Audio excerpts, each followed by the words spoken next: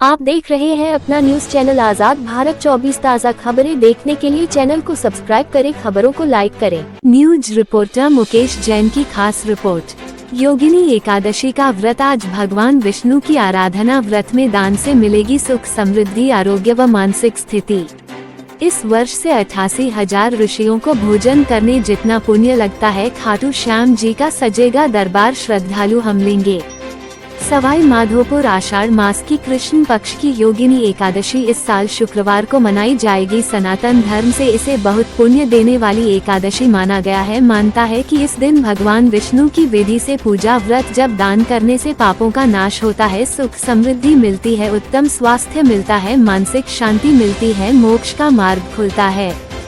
ज्योतिष आचार्य विद्वान पंडित ताराचंद शास्त्री के अनुसार हिंदू पंचांग के मुताबिक योगिनी एकादशी की तिथि 10 जुलाई सुबह 8:15 बजे से शुरू होगी। तिथि 11 जुलाई सुबह 5:30 बजे तक रहेगी। व्रत का पारण तय समय में करने से व्रत का पूरा फल मिलता है।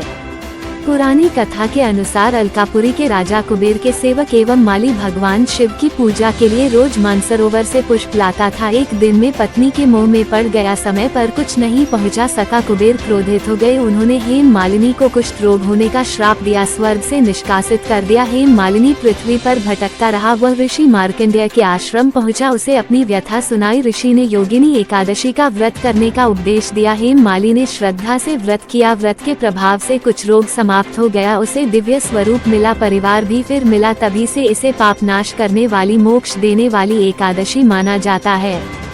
योगिनी एकादशी के दिन सुबह स्नान कर स्वच्छ या पीले व्रत पहने पूजा स्थल की सफाई करें। भगवान विष्णु की प्रतिमा का चित्र स्थापित करें। घी का दीपक जलाएं, चंदन का तिलक लगाए, अक्षत पुष्प तुलसी दाल अर्पित करें, फल मिष्ठान का भोग लगाए, विष्णु मित्रों का जाप करें। योगी एकादशी व्रत कथा पहले विष्णु चालीसा का पाठ करें, आरती कर परिवार की सुख समृद्धि कल्याण की कामना करें।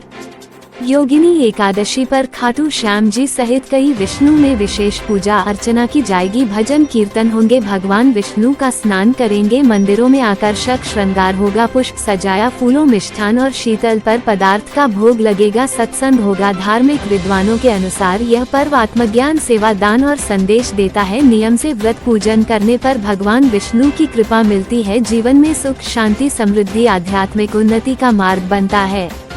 पापों का नाश कर पुण्यकारी है एकादशी।